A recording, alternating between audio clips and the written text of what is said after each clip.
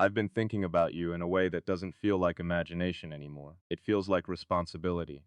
Like there is a version of my life that has already started moving toward you. Even though I haven't seen your face in this moment, even though I don't yet know the exact sound of your laugh when you're not trying to be strong for anyone. And I need you to hear me carefully, because what I'm about to say is not romantic decoration. It is not poetry for attention. It is the last version of me that still believes in waiting because I've reached a point where waiting is no longer neutral. It has started to feel like loss in slow motion. You ever notice how silence between two people can start to feel heavier than words? That's where I am with you. Not because you did something wrong, but because I can feel a decision forming in the distance. And I don't know if it's mine or ours or something the world is making on our behalf while we stay quiet. And I need you to understand something about me that I've never said out loud. I don't fear rejection the way most people do. I fear timing. I fear the moment two lives are supposed to intersect, but one of them turns slightly away because it wasn't sure enough yet. That's the kind of loss that doesn't scream. It just disappears. And then years later, it comes back in the middle of a normal day, when everything looks fine on the surface. But something inside you quietly says that was her, that was him, that was it. And it's already gone. So, when I say future wife, I'm not speaking from fantasy. I'm speaking from a place where I've already imagined what it would feel like to recognize you too late. And I don't want that version of me to exist. But I also don't want to rush towards something that isn't real. That's the conflict I'm living in between patience and panic, between faith and fear, between believing you are coming and fearing you were already here in some form I failed to notice. I've built systems in my life to avoid uncertainty, models, predictions, plans that reduce randomness into structure. But love refuses all of that. Love does not optimize. Love interrupts. And you, wherever you are right now, feel like an interruption I haven't experienced yet but somehow already miss. That is the part that confuses me most. How do you miss someone who hasn't arrived in your present yet? Or maybe the more honest question is, how do you know when your life has already started preparing for someone you haven't met? Because I keep noticing small contradictions in myself. I'll be in a room full of people talking about temporary things, and I'll feel an irrational pull towards something quieter. Not loneliness, something more precise. A kind of emotional calibration, like my inner world is adjusting itself toward a presence that isn't physically here yet. And I hate how real that feels because it makes me question whether I'm imagining you or remembering you in advance. And I don't say that lightly. I know how dangerous that sounds, but I need you to sit with this idea for a moment. If someone is truly meant for you, does the mind create them, or does the mind recognize them before reality catches up? I don't know. I'm not pretending to know, but I do know this. I am no longer neutral about you. You are no longer an abstract possibility. You have become a direction, and directions require movement, which brings me to the hardest part of all this. Because I'm standing at a threshold I didn't plan for, and on one side of it is continuation, and on the other side is closure. And I don't mean closure like endings in movies. I mean the kind of closure where a person decides they will stop leaving emotional doors open that lead nowhere. And I've started to feel that decision forming inside me, not as anger, not as impatience, but as exhaustion from uncertainty that has no feedback. Because how long does a person wait for something that feels inevitable but refuses to arrive? And if you're real, if you're truly out there somewhere living your life, making decisions, waking up with your own thoughts, then you deserve a version of me that is not half waiting, half moving. You deserve certainty. But certainty is exactly what I don't have yet, and that's why I'm speaking to you like this. Because I'm trying to decide whether love is something you wait for or something you commit to becoming ready for. And I need to admit something that will probably stay between us, even if you never hear this directly. There are moments I almost choose someone else in my mind. Not because I want to replace you, but because the human heart hates open loops. It tries to close them with whatever is available. Comfort disguised as clarity, familiarity dressed up as fate. And in those moments, I feel the danger of emotional convenience because I know if I choose wrong, it won't feel wrong immediately. It will feel easy. And easy is the most deceptive form of wrong there is. And that scares me more than loneliness ever could because loneliness at least tells the truth. But false connection, it feels like peace while slowly erasing something real you were supposed to protect. So I pause, I pull back, and I return to you even though you are not physically here. Even though I don't have confirmation of anything except this strange internal pull that refuses to dissolve. And I ask myself, if I met you tomorrow, would I recognize you instantly? Or would I hesitate because I've spent too long doubting what I already felt? That question keeps me awake more than I care to admit because hesitation is where love goes to die quietly, and I don't want ours to die quietly if it exists. And that's the word that keeps echoing inside me. If. Because if is where everything is still possible and also where everything can be lost without anyone noticing. I want to tell you the real reason I'm saying all of this, but I can't yet.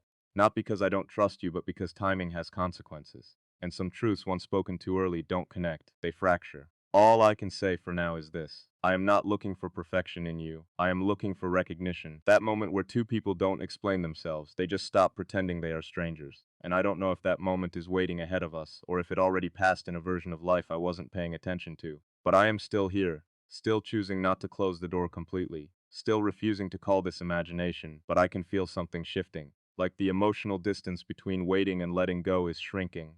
And I don't know which side I'm going to land on yet. Tell me something. If you were here right now, listening to everything I've just said without interruption, would you ask me to wait a little longer, or would you finally ask me to stop waiting at all? Because I think your answer would change everything, and I don't think I have much time left before I act on the silence between us. I didn't sleep after I said those things to you. Not because I was waiting for an answer, but because something inside me started to shift the moment I admitted I might have to choose between waiting for you and walking away from the idea of you entirely. That shift wasn't dramatic, it was quiet. The kind of quiet that rearranges a life without asking permission. And I need you to understand what that does to a person like me.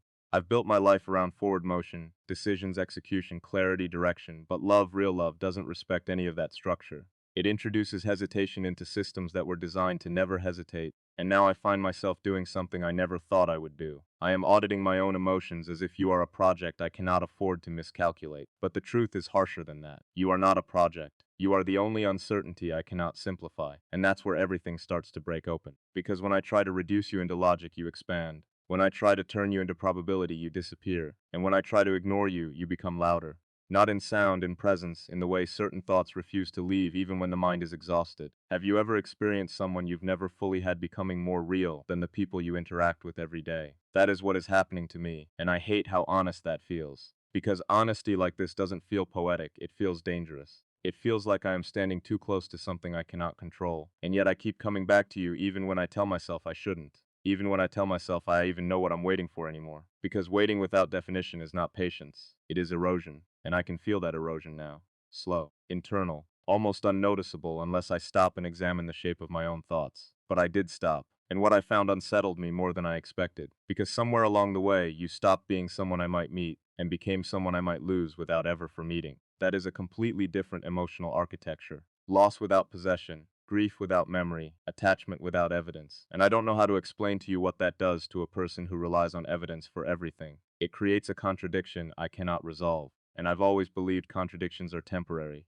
But this one feels persistent, like it belongs here, like it has moved into my life and refuses to leave. I tried to distract myself yesterday, I really did. I went into conversations that normally hold my attention. I made decisions that usually feel important. I even forced myself into environments where emotion has no space to breathe. But you still appeared, not as a face, not as a memory, but as a pause inside me. That moment when everything is happening, and yet something in you is not fully there. That absence inside presence. And I realized something I wasn't ready to admit in the first part. I am no longer imagining you. I am reacting to you, even without proof, even without arrival, and that realization should have given me comfort. But it didn't. It made things heavier. Because now I have to ask a question I've been avoiding. What if the feeling is real, but the timing is wrong? And if timing is wrong, then what does that say about everything I've built emotionally around you? Because I can accept uncertainty, but I struggle with unresolved trajectories, things that point somewhere but never arrive. And you feel like that, a direction without coordinates, a destination without confirmation. And I want to be honest with you about something that is going to sound like contradiction again. There are moments I feel closer to you than I feel to people I physically know, and I don't say that as escape. I say that as confusion because closeness without presence creates a kind of emotional distortion. It makes distance feel like imagination, and imagination feel like destiny, and I don't trust that overlap. Not fully, not yet. And that is where the conflict becomes heavier than before, because part of me wants to surrender to it, to say maybe love doesn't need proof, maybe love is the proof. But another part of me refuses that shortcut because I've seen what happens when people replace uncertainty with certainty too quickly. They don't find love, they manufacture comfort, and comfort can look like love for a very long time until one day it doesn't anymore.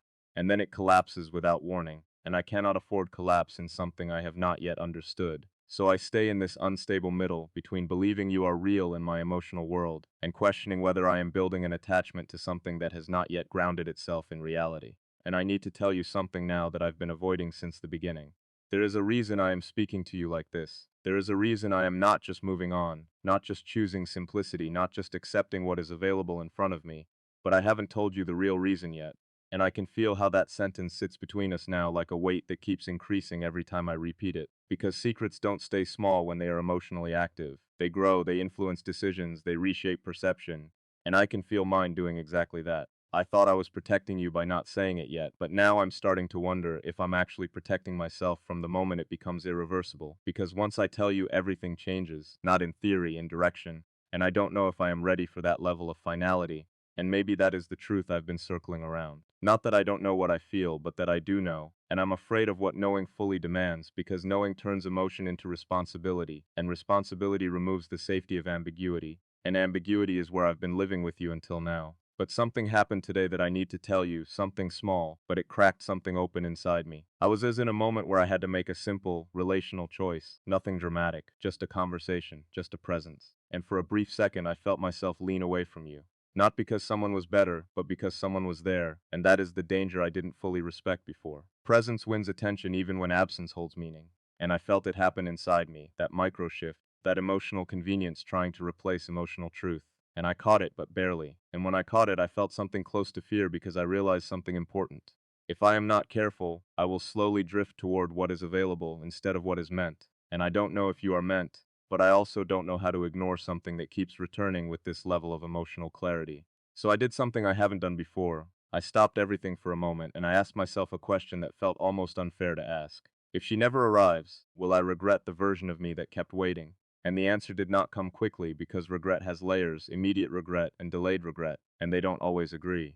But eventually, something inside me answered in a way I did not expect. It said, "You will not regret waiting. You will regret not being honest while waiting." And that changed everything again because it reframed you from uncertainty into accountability, and accountability is heavier than longing. It forces truth into motion even when motion is risky.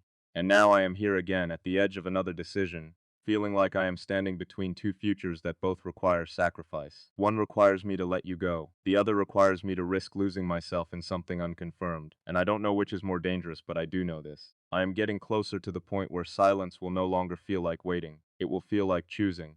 And once silence becomes a choice, everything becomes irreversible. Tell me something I cannot ignore.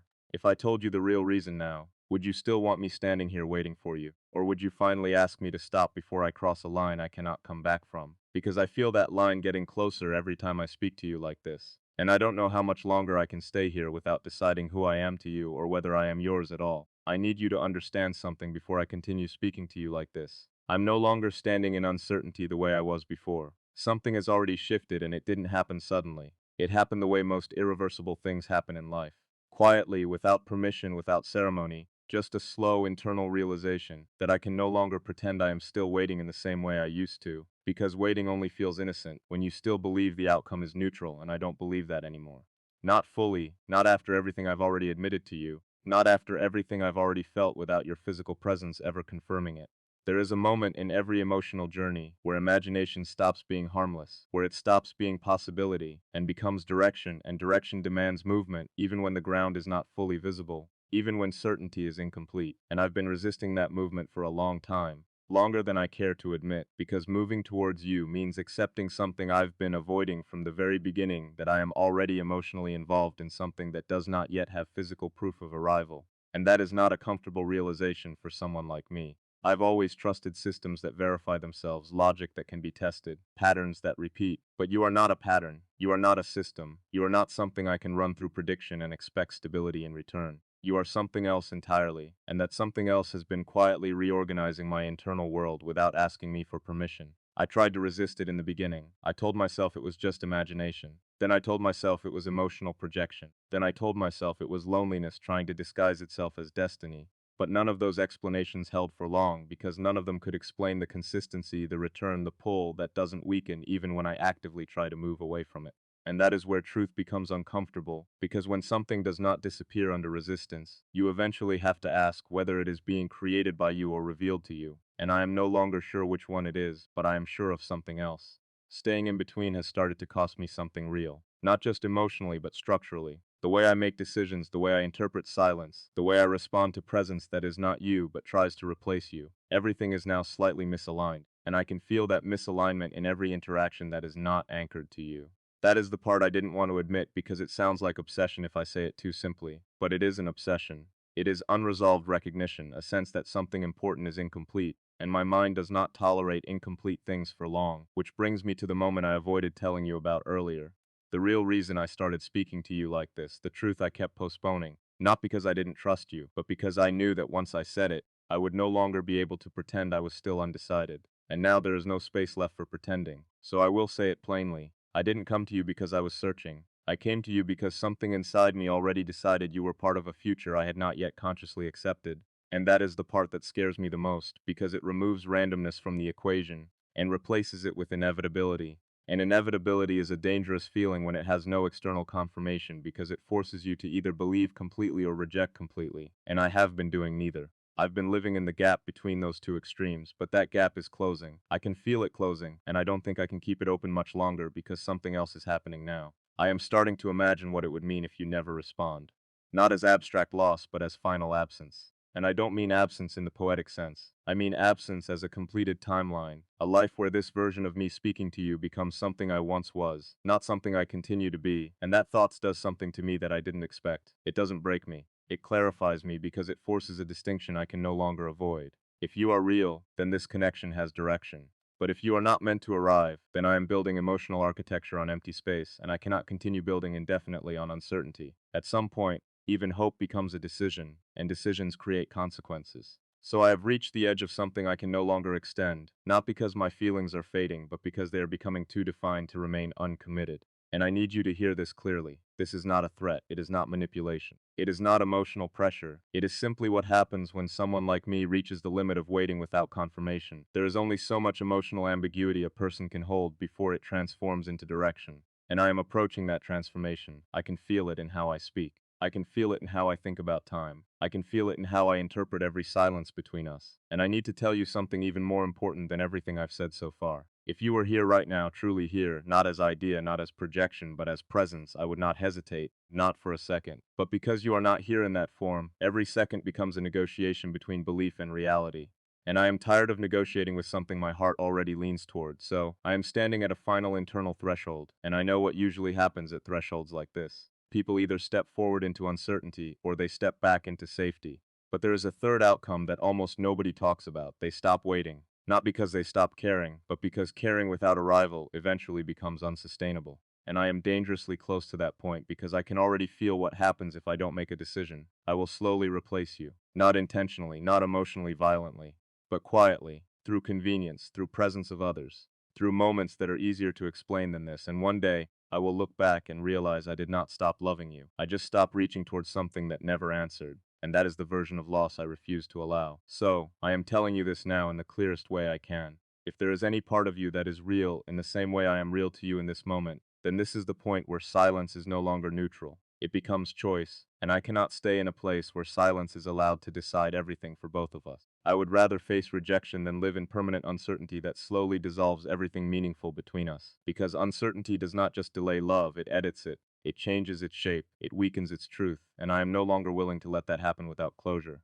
So, I am here now at the final edge of what I can say without crossing into irreversible action, and I want you to imagine something with me for a moment. If I stopped speaking to you after this, completely, no continuation, no waiting, no emotional holding space, what would remain of me in your world? And more importantly, what would remain of you in mine? Because I already know the answer on my side is not nothing. It is something that does not dissolve easily, which is exactly why I cannot keep it suspended forever.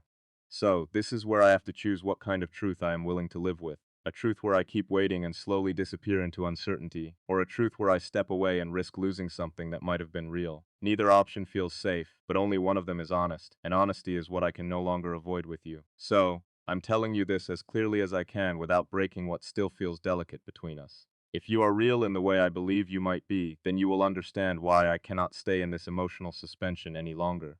And if you are not, then you will understand why I had to leave it behind. Because I cannot keep becoming someone who exists only in waiting. I need to exist in arrival. And if you ever do arrive, you will understand that I didn't leave you. I simply stopped disappearing for you. There's a strange calm that comes after a decision like this. Not peace, not relief, something quieter than both. A kind of emotional stillness that doesn't feel like an ending, but feels like a point of no return finally accepting itself. I want you to understand what just happened here between us. It was never just about waiting for you. It was about what waiting was doing to me, the way it slowly changed the shape of my thoughts, the way it made certainty feel like something I had to earn instead of something I was allowed to choose. And I stayed in that space longer than I should have.